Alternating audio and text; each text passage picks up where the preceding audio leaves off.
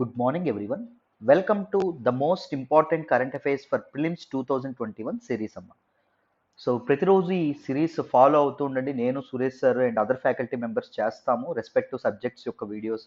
So డీటెయిల్డ్గా explain చేసే ప్రయత్నం చేస్తాము. ప్రిలిమ్స్ 2021 అటెంప్ట్ చేసేవాళ్ళు make use of this opportunity.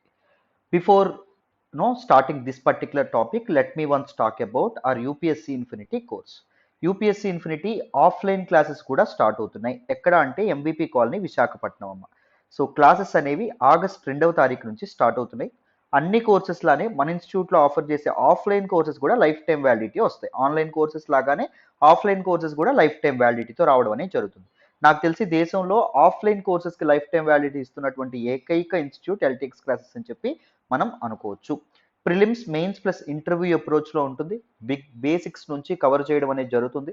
So పూర్తి అడ్వాన్స్ లెవెల్ వరకు తీసుకెళ్తాం. ఇంటెన్సివ్ రిగరస్ కరికులం అనేది ఉండడం అనేది జరుగుతుంది. జస్ట్ సింగిల్ పేమెంట్ చేస్తే 50,000 రూపీస్ మాత్రమే ఆఫ్లైన్ ఫీజు. లేదు 5,000 చొప్పున 5,000 చొప్పున నెలకు 5,000 చొప్పున ఇన్స్టాల్మెంట్స్ కట్టుకుంటామంటే 60,000 అవ్వడం అనేది జరుగుతుంది. 31st జూలై వరకు ఈ ఫీజు అనేది వ్యాలిడిటీలో ఉండడం అనేది జరుగుతుంది. సో ఈ లోపే జాయిన్ అవ్వండి. 31st జూలై తర్వాత ఫీజు అనేది పెరగబోతుంది. ఓకేనా? Offline courses at Vizag, make use of this opportunity. చదువుకోవడానికి కూడా వైజాగ్ మంచి ప్లేస్.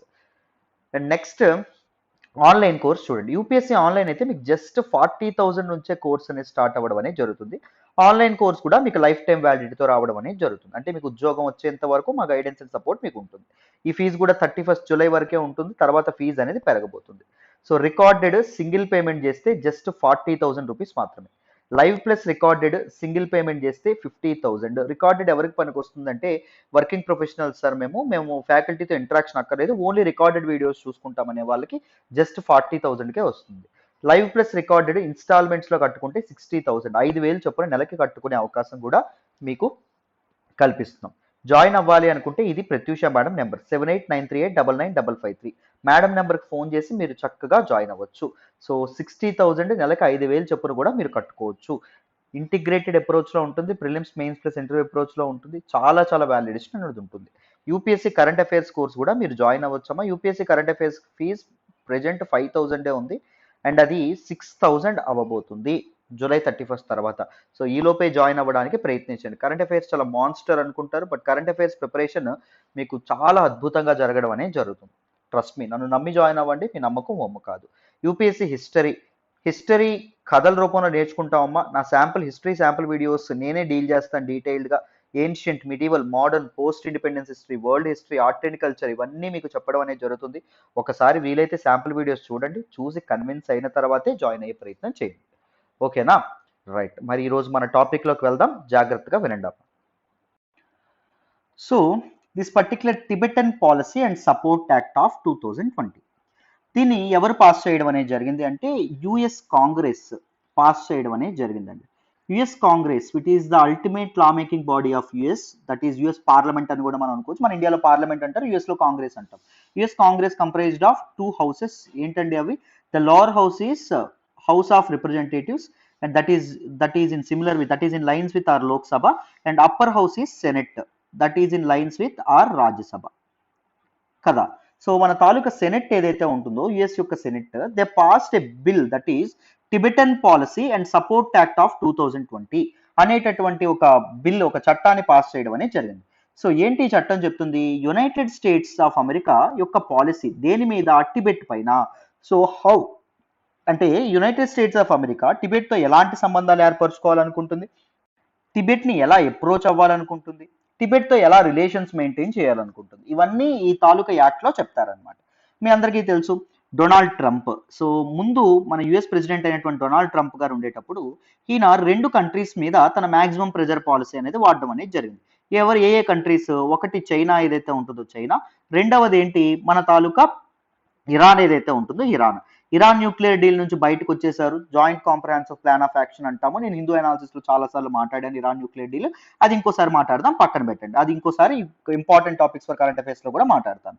బట్ చైనా ఏదైతే ఉంటుందో చైనా మీద కూడా మ్యాక్సిమం ప్రెజర్ పాలసీ, ముఖ్యంగా కరోనా వైరస్ యొక్క ఆరిజిన్స్ ట్రేస్ చేయమని, కరోనా వైరస్ వుహాన్ ల్యాబ్లో పుట్టిందని చెప్పి, అండ్ చైనీస్ వైరస్ అని చెప్పి కరోనా వైరస్ని అండం కానీ, సో ఇలాంటివన్నీ ట్రంప్ చాలా చేయడం అనేది జరిగింది. దాంతోపాటు Tibet is very sensitive issue for China. చైనాకి చాలా చాలా sensitive issue. So Tibet is part of mine అని చెప్పి చైనా అనడం అనేది జరుగుతుంది. బట్ కానీ కొన్ని సెపరేటిస్ట్ మూమెంట్స్ అనేవి టిబెట్ లో ఇంకా జరుగుతున్నాయి. టిబెట్ యొక్క ఇండిపెండెన్స్ కోసం, టిబెట్ యొక్క స్వతంత్రం కోసం. ఏం జరిగింది? సో చూడండి, టిబెట్ ముందు చైనాలో భాగం కాదు, చైనాలో ఒక పార్ట్ కాదు. బట్ టిబెట్ చైనాలో పార్ట్ ఎప్పుడైంది అంటే 1951లో అవ్వడం అనేది జరిగింది. ఎందుకైంది? 1950లో అప్పటి మన తాలూకా పీపుల్స్ రిపబ్లిక్ ఆఫ్ చైనా యొక్క ప్రెసిడెంట్ ఎవరైతే ఉంటారో, మన తాలూకా మావో ఎవరైతే ఉంటారో, ఆయన బ్యాటిల్ ఆఫ్ చెమ్దో లాంచ్ చేయడం అనేది జరుగుతుంది. ఏం చేస్తారు? Battle of Chamdo. Battle of Chamdo అంటే ఏంటి? It is a city that separates it is a city that separate it is a city in Tibet, but it separate China and Tibet. అంటే Tibet ఇలా ఉందనుకోండి, ఇది China అనుకోండి, ఈ మధ్యలో ఉండేటటువంటి సిటీ అన్నమాట, ఇక్కడ చివరగా ఉంటుంది అనమాట. అర్థమైందా? That is Chamdo. ఆ చెమ్దో ప్లెయిన్స్ ఏవైతే ఉన్నాయో వాటిని దాటి పీపుల్స్ లిబరేషన్ ఆర్మీ, పిఎల్ఏ ఏదైతే ఉంటుందో, ప్రెజెంట్ చైనీస్ ఆర్మీ, అది టిబెట్ లోకి వచ్చి టిబెట్ ని ఇన్వైడ్ చేయడం అనేది జరుగుతుంది. టిబెట్ ని తమలో కలిపేసుకోవడం అనేది జరుగుతుంది అన్నమాట. దాన్ని చైనీస్ ఇన్వేజన్ ఆఫ్ టిబెట్ అని కూడా మనం ఫేమస్ గా పిలవడం అనేది జరుగుతుంది. అర్థమైందా? సో అక్కడ ఉన్నటువంటి గవర్నమెంట్ ఆష్ చేసి, అంటే ఎక్స్పెల్ చేసి, టిబెట్ ని ఒక చైనాలో పార్ట్ గా వాళ్ళు చేసుకుంటారనమాట చైనీయులు. సో అప్పటి నుంచి దిస్ పర్టికులర్ టిబెట్ ఇష్యూ అనేది ప్రోలాంగ్ అవుతూ ఉండడం అనేది జరుగుతుంది. సో ఇంటర్నేషనల్ డొమైన్ లో చైనాకి ఇబ్బంది పెట్టాలనుకునే వాళ్ళందరూ టిబెట్ ఇష్యూని రైజ్ చేయడం అనేది జరుగుతూ ఉంటుంది. ఒకసారి తెలుసుకుందాం అసలు డీటెయిల్డ్ గా ఏంటి యుఎస్ అనేది టిబెట్ విషయంలో ఎలాంటి పాలసీతో ముందుకు వచ్చిందో చూడండి. So about this TPSA, Tibetan policy and support act. So దీని గురించి తెలుసుకుందాం. ఏమేం చెప్తున్నారు, ఏమేమి డిస్కస్ చేశారు దీనిలో చూడండి. United states of America administration. This Tibetan policy and support act addresses Tibetan human rights. So Tibet లో ముఖ్యంగా జింజియాంగ్ ప్రావిన్స్ లాంటి ప్రావిన్సెస్ లో వీగిర్స్ ఇష్యూ అనేది నడుస్తూ ఉండడం అనేది జరిగింది. So Uighurs they are minority Muslims. So వీళ్ళ మీద చైనా గవర్నమెంట్ ఏదైతే ఉంటుందో అది ఆకృత్యాలకు పాల్పడుతుంది. సో చైనా యొక్క మ్యానుఫ్యాక్చరింగ్ యూనిట్స్ లో వీళ్ళ హ్యూమన్ రైట్స్ ను భంగం కలిగిస్తూ ఎక్స్ట్రా అవర్స్ వర్క్ చేయించడం కానీ, ఫోర్స్డ్ లేబర్ లోకి దించడం కానీ చేస్తూ ఉన్నారు. సో చైనాలో హ్యూమన్ రైట్స్ వైలేషన్స్ అనేవి జరుగుతున్నాయి, ముఖ్యంగా టిబెట్ లో అని చెప్పి టిబెట్ లో హ్యూమన్ రైట్స్ అనేవి అప్హెల్డ్ చేయాలి, మానవ హక్కులు ఏవైతే ఉన్నాయో అవి కాపాడాలని చెప్పి. ఎన్విరాన్మెంటల్ రైట్స్ అంటే ఏంటంటే Tibet is Tibet is centre for very sensitive ecosystem అండి. వెరీ ఎకో సెన్సిటివ్ జోన్స్ అనేవి టిబెట్ లో ఎక్కువగా ఉంటాయి. Being the world's largest and being the world's highest plateau, అతి ఎత్తైనటువంటి పీఠభూమి, అతి పెద్దదైనటువంటి పీఠభూమి టిబెట్ పీఠభూమి, మీ అందరికీ తెలుసు. సో అక్కడ ఎన్విరాన్మెంటల్ రైట్స్ ముఖ్యంగా వరల్డ్ సుపీరియర్ అవ్వాలని చెప్పి, ఎకనామిక్ సూపర్ హౌస్ అవ్వాలని చెప్పి చైనా ఏం చేస్తుంది, అక్కడ ఉండేటటువంటి ఎన్విరాన్మెంట్ ఏదైతే ఉంటుందో దాన్ని మొత్తం పాడు చేయడం అనేది జరుగుతుంది. సో ఎన్విరాన్మెంట్ కి భంగం కలిగించడం అనేది జరుగుతుంది, ఎన్విరాన్మెంట్ కి ప్రాబ్లం కలిగించడం అనేది జరుగుతుంది. సో ఎన్విరాన్మెంటల్ రైట్స్ కూడా కాపాడాలి. రిలీజియస్ ఫ్రీడమ్స్ ఏవైతే ఉన్నాయో రిలీజియస్ ఫ్రీడమ్స్ కూడా కాపాడాలి. ముఖ్యంగా టిబెటన్ బుద్ధిస్టులు ఎవరైతే ఉన్నారో వాళ్ళ మీద అటాక్స్ అనేవి లాంచ్ చేస్తుంది. Those who are supporting Dalai Lama చెప్తాను, దలైలామా ఇష్యూ కూడా చెప్తాను. సో ఎవరైతే దలైలామాని సపోర్ట్ చేస్తున్నారో వాళ్ళందరి మీద అటాక్స్ అనేవి లాంచ్ చేస్తుంది. Democratic Tibetan government in exhale. దాంతోపాటు అండర్ గ్రౌండ్ గవర్నమెంట్ గా టిబెట్ గవర్నమెంట్ గా ఉన్నటువంటి డెమోక్రటిక్ గవర్నమెంట్ ఏదైతే ఉందో దాని మీద కూడా ఒక విపరీతమైనటువంటి అటాక్స్ కి పాల్పడుతుంది చైనా. సో వీటన్నింటి గురించి మన తాలూకా యునైటెడ్ స్టేట్స్ ఆఫ్ అమెరికా మాట్లాడింది. ఎందుకు చైనా అంటే అమెరికాకు పడట్లేదు అంటే, America wants to safeguard its hegemony, America wants to safeguard its dominance. America అనేది వరల్డ్ సుపీరియర్ పవర్ గా ఉండాలనుకుంటుంది, ఎందుకంటే అమెరికాయే సుపీరియర్ పవర్ కాబట్టి. యుఎస్ హెజిమోనీకి ఒకే ఒక థ్రెట్ ఎవరు అంటే చైనా రూపంలో ఒక threat. China military wise strong అవుతుంది, ఎకనామిక్ వైజ్ స్ట్రాంగ్ అవుతుంది, స్ట్రాటజిక్ లొకేషన్స్ ని ఆక్రమించుకుంటుంది, వరల్డ్ మ్యానుఫ్యాక్చరింగ్ హబ్ గా ఎదిగింది. సో చైనా యొక్క ఎకానమీ కూడా విపరీతంగా వెరీ విపరీతంగా పెరగడం అనేది జరుగుతుంది, రైట్. సో దీస్ ఆస్పెక్ట్స్ ఏవైతే ఉన్నాయి యుఎస్ హెజిమోనీకి థ్రెట్ కాబట్టి అన్ని విధాలుగా చైనాని కంట్రోల్ చేయాలని చెప్పి యునైటెడ్ స్టేట్స్ ఆఫ్ అమెరికా అనుకుంటుంది అన్నమాట. అర్థమైందా? అందుకే ఈ టిబెటన్ పాలసీ అనేది ఈ టైంలో తీసుకురావడం అనేది ట్రంప్ ఉండేటప్పుడు. అర్థమైందా? చూడండి. It formally recognises the central Tibetan administration as legitimate representative of the Tibetan people. ఇది చాలా చాలా ఇంపార్టెంట్. టిబెటన్ పీపుల్ ని రిప్రజెంట్ చేసేటటువంటి government peoples republic of China కాదు. అర్థమైందా? పిఆర్సి అనేటటువంటిది కాదు. అర్థమైందా? సో పిఆర్సి మామూలుగా చైనాని రిప్రజెంట్ చేస్తుంది, చైనా అనే హోల్, కానీ అది కాదు.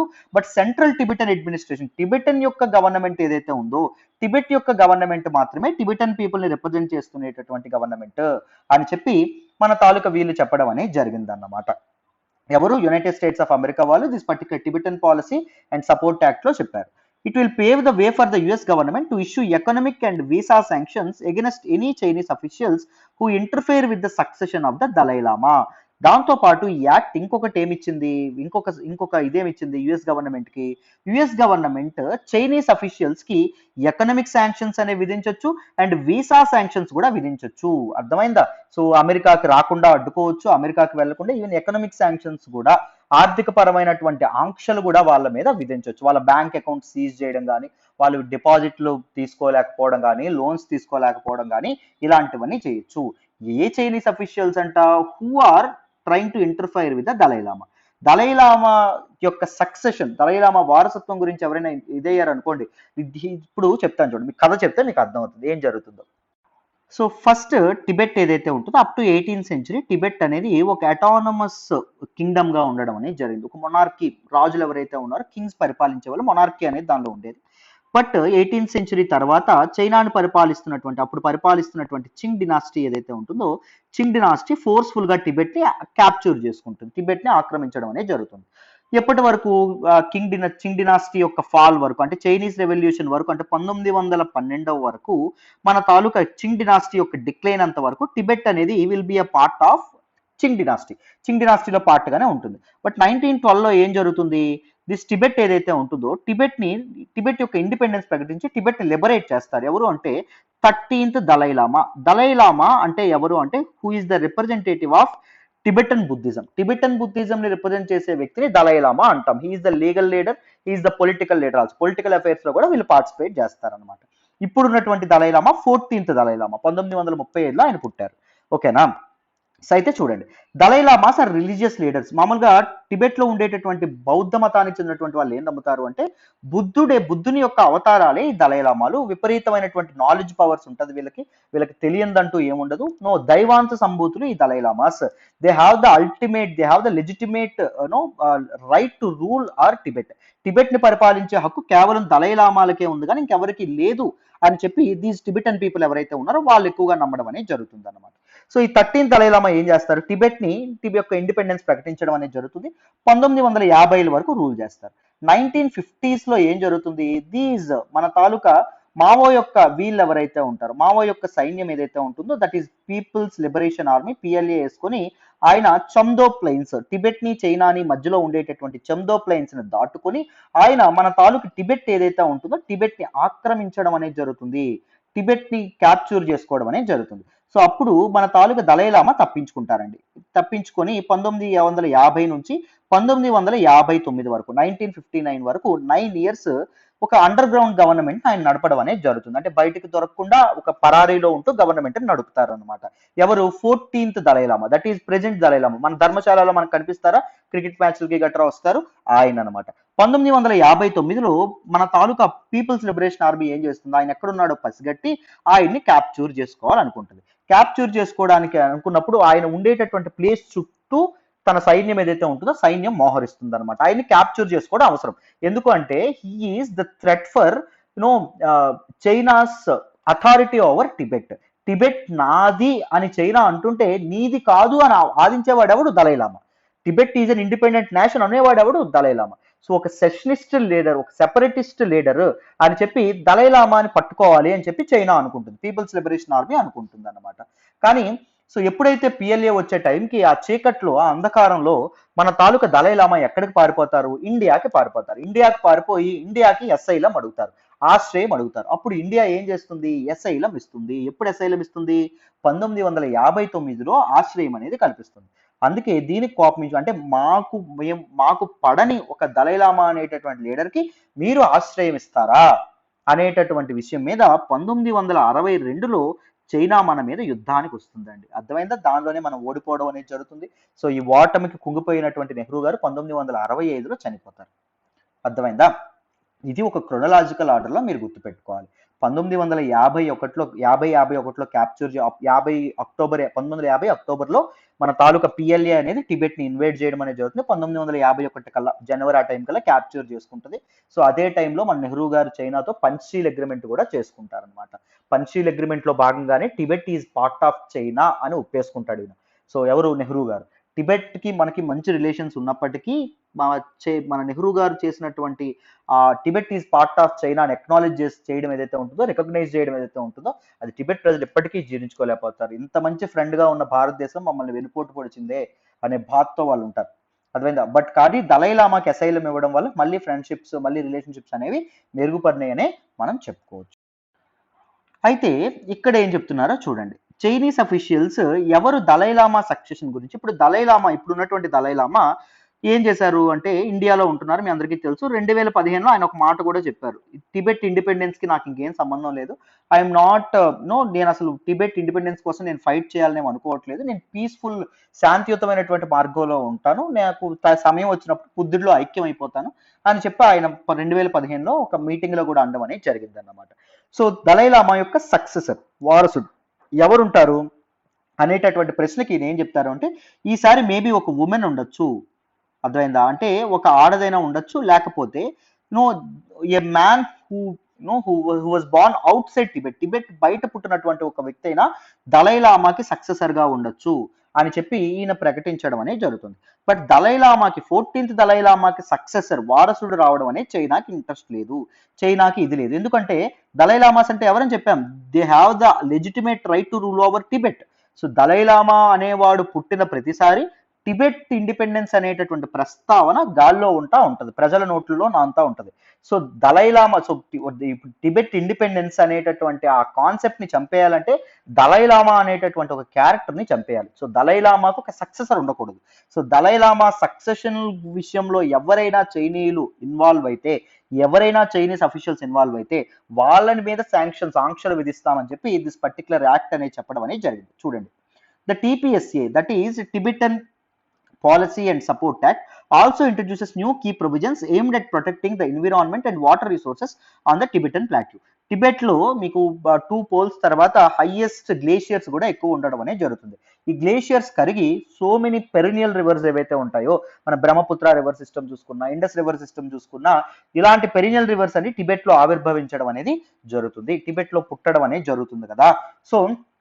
సో ఎకలాజికల్లీ, ఎన్విరాన్మెంటల్లీ అంత ఇంపార్టెంట్ అయినటువంటి టిబెట్ ఏదైతే ఉంటుందో దాని ఎన్విరాన్మెంట్, దాని న్యాచురల్ రిసోర్సెస్ ని కాపాడుకోవాలి, వాటర్ రిసోర్సెస్ ని కాపాడుకోవాలి అనేటటువంటి ఉద్దేశంతో కొన్ని కీ ప్రొవిజన్స్ ని కూడా ఏర్పాటు చేయడం అనేది జరిగింది అన్నమాట. నెక్స్ట్, ఇన్ ఎడిషన్ దాంతో పాటు it calls for greater international cooperation to monitor the environment on the Tibetan plateau. దాంతో పాటు ఇంటర్నేషనల్ ఫోర్సెస్ ఏవైతే ఉన్నాయో, సూపర్ పవర్స్ ఏవైతే ఉన్నాయో అవి కూడా కోఆపరేట్ చేయాలి టిబెట్ ప్లాట్యూలో ఎన్విరాన్మెంట్ ని కాపాడడానికి, ఆ ఎన్విరాన్మెంటల్ ఎక్స్ప్లాయిటేషన్ అనేది చైనా చేయకుండా ఉండడానికి. చైనా ఎకానమీ అనేది పెంచుకోవడం కోసం టిబెట్ లో ఏం చేస్తుంది, వీగిర్స్ ని forced labour, human rights violation కానీ, ఎన్విరాన్మెంటల్ రైట్స్ రాగేసుకోవడం కానీ, ఎన్విరాన్మెంట్ ని ఎక్స్ప్లాయిట్ చేయడం కానీ, ఎన్విరాన్మెంట్ కి పొల్యూషన్ కానీ ఇవన్నీ చేయడం కానీ, కలుషితపరచడం కానీ ఇవన్నీ చైనా చేస్తుంది. దాన్ని అడ్డుకోవాలి అనేటటువంటి ఉద్దేశంతో కొన్ని ప్రొవిజన్స్ ఈ తాలూకా Tibetan policy and support act లో భాగంగా యుఎస్ అడ్మినిస్ట్రేషన్ వాళ్ళు ఇంక్లూడ్ చేశారన్నమాట. అర్థమైందా? నేను చాలాసార్లు హిందూ అనాలిసిస్ లో చెప్పాను, మళ్ళీ ఇవి రిపీట్ అవుతూ ఉంటున్నాయి, మీకు కాంప్రహెన్సివ్ గా కూడా ఉంటుంది. నెక్స్ట్ చూడండి, geostrategic and geopolitical importance of Tibet. Tibet యొక్క ఇంపార్టెన్స్ ఏంటి, ఎందుకు టిబెట్ అంత ఇంపార్టెంట్? దీనికి స్ట్రాటజికల్ అడ్వాంటేజ్ ఉంది, దీనికి పొలిటికల్ అడ్వాంటేజ్ ఉంది, అండ్ దాంతోపాటు ఎన్విరాన్మెంటల్ అడ్వాంటేజ్ కూడా దీనికి ఉంది. ఫస్ట్ చూడండి అడ్వాంటేజెస్ ఏంటి, టిబెట్ యొక్క ఇంపార్టెన్స్ ఏంటో. This is world's highest and largest plateau. So ప్రపంచంలోనే అతి ఎత్తైనటువంటి, అతి పెద్దదైనటువంటి పీఠభూమి ఏంటి అంటే టిబెట్ పీఠభూమి. It covers almost 2.5 million square kilometres అండి. 2.5 మిలియన్ స్క్వేర్ కిలోమీటర్స్ ఏరియాని కవర్ చేయడం అనేది జరుగుతుంది, with an average elevation of more than 4000 metres. Average altitude ఎంత ఉంది, 4000 మీటర్లు అబౌవ్ సీ లెవెల్, సముద్ర మట్టానికి 4000 మీటర్ల ఎత్తులో ఉండడం అనేది టిబెట్ ఉండడం అనేది జరిగింది. It's an entire southern rim is flanked by the Himalayas. So మన తాలూకా టిబెట్ యొక్క సదరన్ రిమ్ ఏదైతే ఉంటుందో, ఇవన్నీ హిమాలయాస్ చుట్టుముట్టి ఉండడం అనేది జరుగుతుంది. సో అందుకే it can act as a buffer state అని చెప్పి చెప్తున్నారు. The world's highest mountain chain which is హిమాలయాస్తో చుట్టుముట్టి ఉండడం వల్ల this land mass constitute a formidable buffer or a barrier for any power operating beyond Tibet. Tibet నుంచి అవతల నుంచి ఏ పవర్ అయినా అటాక్ చేద్దాం అనుకుంటుంది అనుకోండి, Tibet can act as a wonderful buffer state, ఒక బఫర్ స్టేట్ గా కూడా యాక్ట్ అవ్వడం అనేది జరుగుతుంది. అర్థమైందా?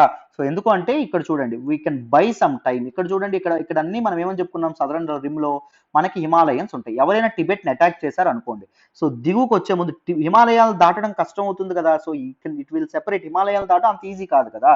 సో ఈ టైంలో దీస్ సదరన్ కంట్రీస్ ఏవైతే ఉన్నాయో they can buy some time. అందుకే టిబెట్ తో మచ్చిక చేసుకోవాలని చెప్పి బ్రిటిష్ వాళ్ళు అనుకున్నారు. బ్రిటిష్ వాళ్ళు ఏమనుకున్నారు, రష్యన్ ఇంపీరియలిజం ఏదైతే ఉంటుందో అప్పుడు పైన బ్రిటిష్ వాళ్ళు భారతదేశాన్ని పరిపాలిస్తున్నప్పుడు పైన రష్యా ఉండేదా, రష్యన్ ఇంపీరియలిస్టులు సో విపరీతంగా తన టెరిటోరీని ఎక్స్పాండ్ చేసుకుంటున్నారు. వాళ్ళెక్కడ భారతదేశాన్ని ఆక్రమించుకుంటారో అని చెప్పి టిబెట్ తో మనం బ్రిటిష్ ఇండియా మంచి రిలేషన్స్ మెయింటైన్ చేయడం అనేది జరిగింది. దాంతోపాటు బార్డర్స్ కూడా టిబెట్ తో మనం క్లియర్ డిమార్కేషన్ కూడా చేసాం. అందువల్లే కదా మనం this particular Johnson's line, McCartney McDonald line ఇవన్నీ టిబెట్ తో గీసుకుంటాం అనేది జరిగింది, డిమార్కేట్ చేసుకున్నాం. ఈ లైన్స్ ఇవన్నీ నేను ఇండియా చైనా స్టాండ్ ఆఫ్ లో భాగంగా చేశాను. India China stand of LTX classes అని కొట్టండి, మీకు రీసెంట్ గానే చేశాను, మోస్ట్ ఇంపార్టెంట్ కరెంట్ అఫైర్స్ లో భాగంగా. ఓకేనా, వెరీ వెరీ ఇంపార్టెంట్. చూడండి, the environmental importance of Tibet arises from the fact that it plays a major role in the Asian monsoon and holds largest concentration of glaciers outside the two poles. So ఈ two northern pole and southern pole ఏదైతే ఉంటుందో అక్కడ కాకుండా ఇంకా అతి పెద్ద largest concentration of glaciers, ఎక్కువ glaciers అనేవి ఎక్కడున్నాయంట, మన తాలూకు టిబెట్ లోనే ఉండడం అనేది జరిగిందంట. ఎన్విరాన్మెంటల్ గా కూడా చాలా చాలా important. It also plays a major role in Asian monsoons అండి. మనకి ఏషియన్ రీజియన్ లో మాన్సూన్స్ ఏవైతే ఉన్నాయో అవి అగ్రికల్చర్ చాలా చాలా ఇంపార్టెంట్. మాన్సూన్స్ రావాలంటే దీస్ టిబెటన్ ప్లాట్యూ కూడా చాలా చాలా ఇంపార్టెంట్, జాగ్రఫికల్లీ కూడా చాలా చాలా ఇంపార్టెంట్. అర్థమైందా? దాంతోపాటు ఇంకోటి ఏం చెప్పుకున్నాము, two poles, north south pole తర్వాత ఎక్కువ గ్లేషియర్స్ అనేవి ఎక్కడ ఉన్నాయి, టిబెట్ లో ఉన్నాయి. So this glacier feed the 10 major river systems that sustain billion down streams.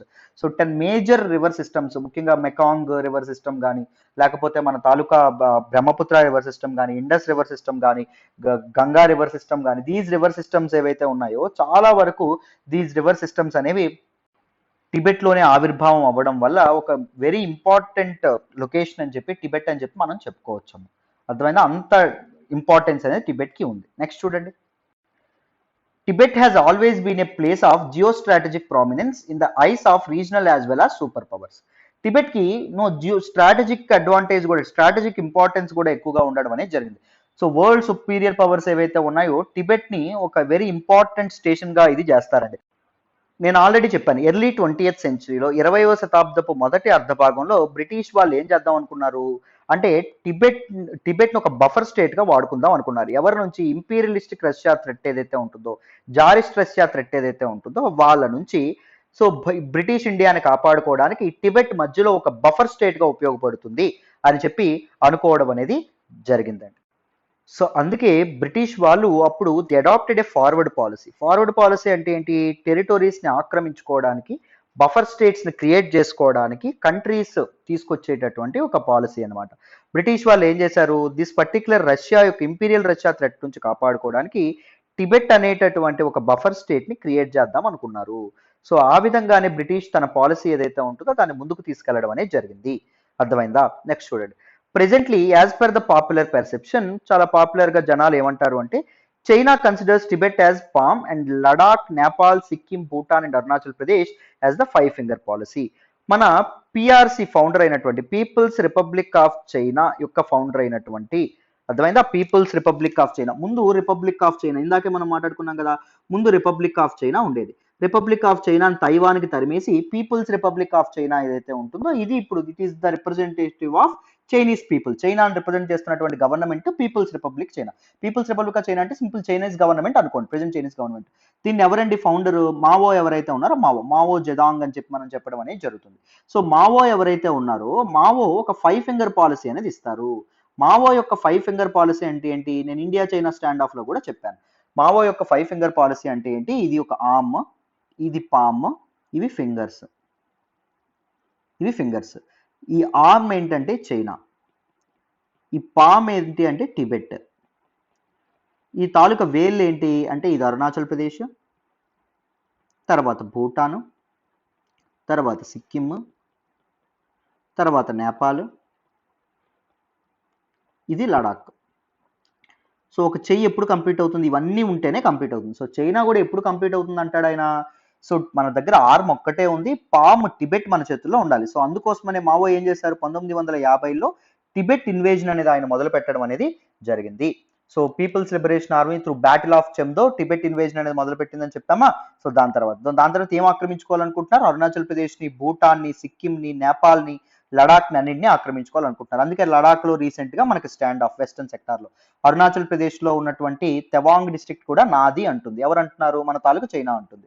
Bhutan దగ్గర మన డాక్లామ్ స్టాండ్ ఆఫ్ అనేది జరిగింది. నార్థన్ సిక్కిం దగ్గర కూడా మనకు కాన్ఫ్లిక్ట్ ఉంది.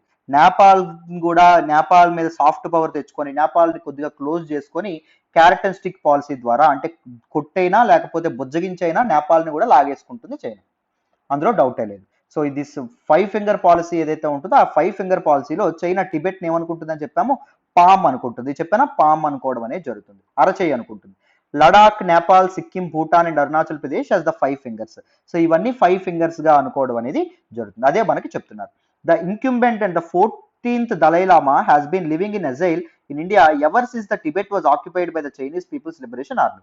సో ప్రెజెంట్ ఉన్నటువంటి ఇంక్యుంబెంట్ అంటే ప్రెజెంట్ ఉన్నటువంటి దలై లామా, దట్ ఈస్ 14th దలై లామా. 14th దలై లామా ఎక్కడ ఉన్నారు, ఇప్పుడు అజ్ఞాతవాసంలో ఉన్నారు. ఎక్కడ అజ్ఞాతవాసంలో ఉంటున్నారు, ఇండియాలో ఉంటున్నారు. ఎప్పటి నుంచి ఇండియాలో ఉంటున్నారు, టిబెట్ ఎప్పుడైతే Chinese people's liberation army PLA ఎప్పుడైతే చెమ్దో ప్లెయిన్స్ ని దాటుకొని వచ్చి, బ్యాటిల్ ఆఫ్ చెమ్దో ద్వారా చెమ్దో ప్లెయిన్స్ ని దాటుకొని వచ్చి టిబెట్ ని ఇన్వైడ్ చేసిందో 1950-51లో ఎప్పుడైతే ఇన్వైడ్ చేసిందో, దాని తర్వాత 1959లో ఎప్పుడైతే మన తాలూకు ఇండియా అసైలం అనేది కల్పించడం అనేది జరుగుతుందో దలైలామాకి, ఆయన అప్పటి నుంచి ఇండియాలోనే ఉంటున్నారు. He has been leading the movement for genuine autonomy for Tibet and the Tibetans. So Tibet వాళ్ళకి ఒక అటానమీ కోసం చెప్పాను కదా, 2015 వరకు ఆయన ఏం చేశారంటే టిబెట్ ఇండిపెండెన్స్, అంటే Tibet is not a part of China అనేటటువంటి విధంగా ఆయన కృషి చేశారు. బట్ 2015లో ఆయన ఏం చెప్పారు అంటే, నేను టిబెట్ ఇండిపెండెన్స్ కోసం మాత్రం ఎంతవరకు నేను ప్రయత్నించట్లేదు, ఒక్కటి మాత్రం కోరుకుంటున్నాను, వీలైతే టిబెట్ కి అటానమస్ హోదా అనేది ఇవ్వండి. అర్థమైందా, టిబెట్ కి స్వయం ప్రతిపత్తి అనేది కల్పించండి, టిబెట్ రూలింగ్, టిబెట్ అడ్మినిస్ట్రేషన్ మొత్తం టిబెటే చూసుకునేలాగా కల్పించండి, అటానమీ అనేది ఇవ్వండి అని చెప్పి ఈయన అనడం అనేది జరుగుతుంది. ఈయన మూమెంట్ లీడ్ చేయడం అనేది జరుగుతుంది. అర్థమైందా, this is all about this particular policy అండి. ఏ policy, Tibet policy and support act of US administration. చాలా చాలా ఇంపార్టెంట్, మీకు చాలా విషయాలు దీని ద్వారా తెలిసాయనే అనుకుంటున్నాను. ఆల్మోస్ట్ మ్యాక్సిమం హిస్టరీ అంతా కవర్ చేశాను, డీటెయిల్డ్గా అర్థమైందనే అనుకుంటున్నాను. ఏమైనా డౌట్ ఉంటే నాకు కామెంట్ బాక్స్లో అడగండి. సో నా ఎక్స్ప్లెనేషన్ వస్తున్నట్టయితే కీప్ లైకింగ్ అవర్ వీడియో, మీ ఫ్రెండ్స్తో షేర్ చేసుకోండి, ఎలా ఉందో కామెంట్ చేయండి. And thank you so much for all the support. వీలైతే UPSC current affairs course join అవ్వండి, అండ్ యూపీఎస్సీ ఇన్ఫినిటీ కోర్స్ కూడా జాయిన్ అవ్వండి. అన్ని కోర్సెస్ కూడా లైఫ్ టైం వ్యాలిడిటీ వస్తాయి. అర్థమైందా, నన్ను నమ్మి జాయిన్ అవ్వండి, మీ నమ్మకం అయితే అసలు బొమ్మ కాదు. రైట్, మళ్ళీ ఇంకొక వీడియోలో కలుద్దాం. బాయ్ అమ్మ.